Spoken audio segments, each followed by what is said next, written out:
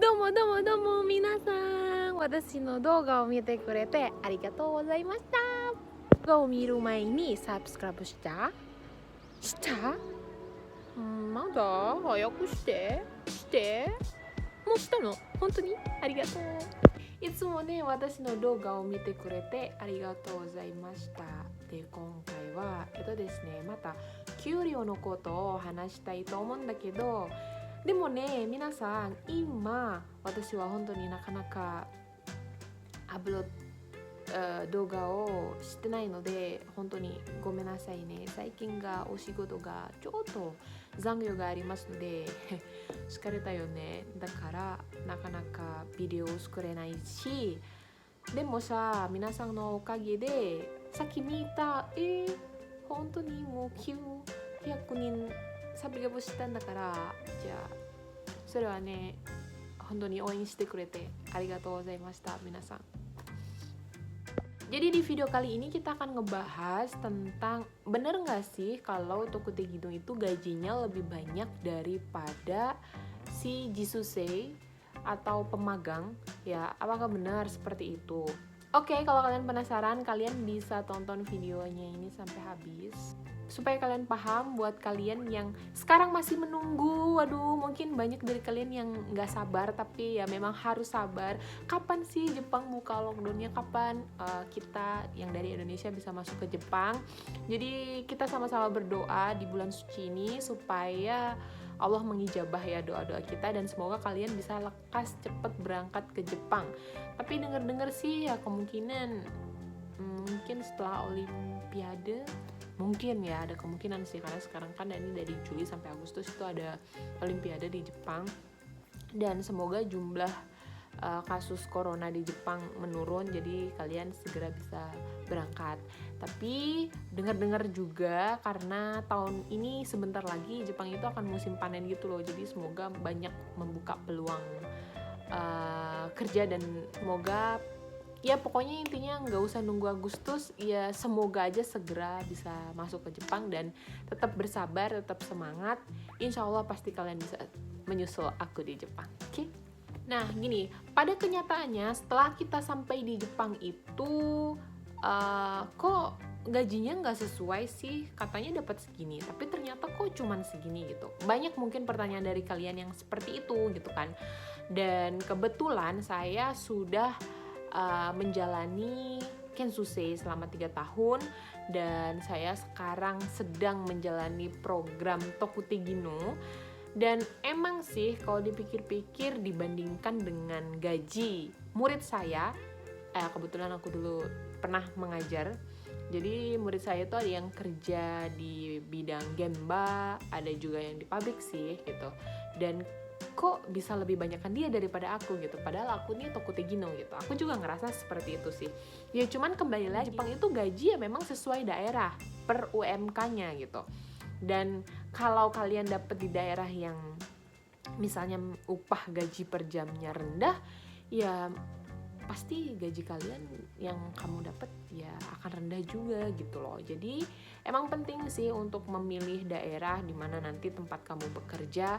Tapi kalau untuk Kensuse atau Jisuse itu emang nasib ya nasib sih, nasib-nasiban gitu loh. Karena kita nggak punya hak 100% untuk memilih, wah aku maunya di Tokyo, aku maunya di Kanagawa, aku maunya di mana, Hamamatsu, pokoknya di tempat di daerah yang gajinya gede. Itu kalau Jisuse 無理ね。まあ自主性だったら本当にそのことは無理だと思うんだけど、kalau nanti kalian terlalu pilih-pilih pekerjaan, jadi image kalian nanti di LPK tempat kalian mendaftar atau tempat kalian belajar itu image-nya ini anak kok pilih-pilih ya, jadi nanti kalian akan lama mendapatkan job gitu. Dan penting juga sih supaya kalian nggak salah pilih job, karena menurut saya kalau kalian tidak mampu dengan pekerjaan yang kalian lakukan nanti di Jepang, itu jelas membuat kalian berat, membuat kalian cepat pulang, membuat kalian ingin pulang atau bahkan kabur gitu kan ya. Jadinya sebelum berangkat ke Jepang itu benar-benar persiapkan, gak apa-apa sedikit menunggu lama, tapi kalian benar-benar siap gitu loh, dan sesuai dengan apa yang kalian nanti akan jalani gitu. Jangan sampai yang penting cepat berangkat aja lah, nyampe sini taunya pekerjaannya tidak sesuai, atau kalian sudah tahu sebenarnya di sini dapat gajinya segini, rendah gitu ya menurut kalian, yaudahlah yang penting bisa berangkat aja. Jangan sampai seperti itu, nanti udah tiba di sini kalian menyesal. Dan untuk Jisuse itu tidak sama seperti Tokutegino ya. Jadi Jisuse itu tidak bisa pindah bidang atau tidak bisa pindah perusahaan seperti Tokutegino. Itu kekurangan dari Jisuse. Jadi kalau kalian Jisuse sudah memilih bidang A misalnya, ya udah sampai 3 tahun sampai finish kontrak ya, keiyaku made yaranakereba narimasen. Kalian harus menjalani itu. Masonganai. Jadi kalian sebelum memilih atau sebelum ikut interview, jadi pertimbangkan dulu dengan baik dari segi pekerjaannya apakah cocok dengan kalian, dan yang kedua ya pasti gajinya cocok nggak. Kalau gajinya segitu, kalau misalnya kalian nggak cocok ya kalian bisa skip, kalian bisa menunggu interview berikutnya atau job berikutnya yang ada di LPK tersebut. Itu kalau untuk Jisuse. Tapi kebanyakan kalau Jisuse itu ya nggak usah pilih-pilih lah, saran saya ya. Maksudnya kenapa kalau kamu pilih ya lebih ke ini aja, bahwasanya Jisuse itu persaingannya banyak saingan kan. Terus ya kemampuan kalian emang udah bener-bener mahir banget, bahasa Jepangnya udah layak banget gitu loh. Jadi ya nasib sih lebih tepatnya kalau untuk Jisuse. Dan untuk Tokutegino sendiri, nah gini, ketika kalian sudah pernah Jisuse, lantas kalian pengen balik menggunakan visa Tokutegino, ini adalah kesempatan kalian untuk memilih-milih sebenarnya gitu. Milih job yang sesuai, milih bidang mana yang cocok buat kalian gitu loh. Dan aku sih emang dari dulu kayak membayangkan kalau kerja di Jepang di pengolahan makanan itu kayaknya menyenangkan dan emang suka gitu. Jadi aku memilih untuk pengolahan makanan. Kenapa nggak ke restoran atau ke hotel atau apa ya, enggak, memang aku lebih suka kerja di pengolahan makanan gitu loh, dengan harapan bisa menambah ilmu, karena nggak tahu ya, karena aku suka kayak masak-masak gitu loh, jadinya kalau di makanan kayaknya menyenangkan aja gitu. Jadi jangan sampai menyesal. Memang sih kalau untuk job pertanian itu banyak banget, cuman kalau pertanian ya biasanya kalian akan dapet di daerah yang upah minimumnya sedikit. Biasanya kan kalau ya aku juga di desa sih, maksudnya tapi kalau di pertanian itu biasanya lebih ke daerah yang desa-desa gitu, jadi nanti UMK-nya akan lebih sedikit gitu. Tapi kalau kalian menyukai bidang pertanian ya nggak ada salahnya, silahkan gitu kan. Dan kalau untuk Kaigo sendiri, perawat dia kenapa nggak milih Kaigo gitu, karena nggak sesuai dengan passion aku. Satu ya, meskipun banyak ya di sana yang bilang kalau kayak gitu gajinya banyak atau segala macamnya gini-gini, cuman kalau menurutku pekerjaannya itu tanggung jawabnya besar, jadi aku lebih tidak memilih Kaigo gitu. Jadi lebih ke ya udahlah di perusahaan aja yang jelas ada lemburnya, bisa menambah penghasilan gitu ya, walaupun capek tapi kan setidaknya hasilnya sebanding dengan apa yang saya kerjakan gitu. Dan dari tadi muter-muter aja ya. Dan poinnya di mana? Kenapa gaji Kensuse itu bisa lebih banyak daripada Tokutegino? Ya, kalau misalnya Kensuse itu di daerah Kanagawa atau misalnya di Hamamatsu gitu, karena memang upah minimum per jamnya di sana itu tinggi. Kalau nggak salah sekarang udah 1.000 lebih deh, gitu loh. Dan kalau kalian Tokutegino dapat di daerah yang UMK-nya 950 atau 900, jelas dong gaji kalian pasti lebih rendah daripada si Jisuse gitu loh. Jadi memang daerah di Jepang itu mempengaruhi banget besar kecil gaji yang kita dapat. Ya terlepas dari rasa bersyukur ya, udah bersyukur banget sih sebenarnya. Kita nggak usah ngomongin tentang itu gitu. Jadi meskipun kalian Tokutegino, kalian dapatnya di daerah yang UMK-nya rendah, ya otomatis gaji kalian juga rendah gitu kan. Ya memang setahu saya ya Kanagawa terus Hamamatsu, mungkin di daerah bawah Osaka, terus di daerah mana itu lagi ya, di Aichi, di Nagoya, itu sepertinya gajinya lumayan besar. Jadi kalau misalnya kalian mau mendapatkan gaji yang besar ya nyari di daerah tersebut gitu loh. Cuman ya terlepas dari nasib sih sebenarnya, nasib-nasiban. Dan lebih tepatnya sih kalau misalnya kalian bisa mensyukuri apa yang kalian dapatkan sekarang gitu kan, ya itu sih jauh lebih bagus gitu loh. Karena gini, ibaratnya kalau gaji kalian gede di misalnya di Kanagawa ya, Kanagawa itu kan gajinya gede, iya gede gitu, tapi ya jangan salah, kehidupan di sana, biaya hidupnya di sana juga besar gitu loh. Tergantung kalian pinter-pinter kalian ngatur keuangan sih lebih tepatnya kalau itu. Terus biasanya kalau di Jepang 1 bulan habis berapa?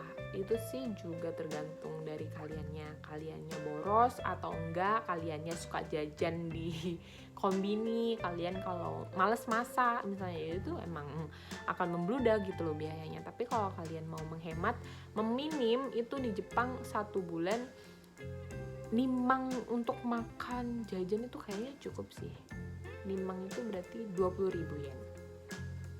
Tapi kalau misalnya kalian ya pokoknya nimang sampai yongmang ya 20.000 sampai 40.000 itu menurut aku wajar-wajar saja ketika kita hidup di Jepang gitu. Tapi kalau di luar itu nggak tahu ya. Nah, kan banyak ya tujuannya orang ke Jepang itu mau ngapain, mau menabung atau cuman sekedar jalan-jalan aja, atau ya kerja sambil jalan-jalan, atau ya biar dapat pengalaman aja, kan beda-beda gitu. Tapi sayang aja gitu loh kalau ke Jepang cuman buat hambur-hambur uangnya buat foya-foya, nanti kalau balik ke Indonesia lagi nggak akan dapat gaji sebanyak itu gitu. Jadi lebih baik dimanfaatkan sebaik mungkin mumpung masih bisa bekerja di Jepang dengan penghasilan yang kalau dibandingkan dengan di Indonesia sih jauh lebih banyak gitu. Nah, kalau aku di sini untuk Tokutegi-no itu 1.100 per jamnya, tapi ada juga sih yang macam-macam ya, tergantung tawaran dari perusahaan gitu kan. Dan kalau dibandingin dengan di Kanagawa, Hamamatsu, mungkin Jusei per jamnya dapat 1.100 juga gitu. Jadi ya gaji kita hampir sama atau bahkan lebih banyak mereka gitu ya. Udah nggak masalah ya, gimana lagi gitu loh. Intinya di Jepang itu dibuat seneng aja, apa-apa itu jangan dibuat pusing, apa-apa itu jangan dibuat sulit, karena ya kalau nggak kita nikmatin, kalau nggak kita syukurin di sini ya emang susah gitu loh. Dan apa sih yang sebenarnya bikin aku lebih tenang atau bisa lebih happy daripada dulu waktu Jisuse? Ya Jisuse aku dulu happy sih, cuman maksudnya sekarang itu lebih kayak nggak setegang yang dulu gitu.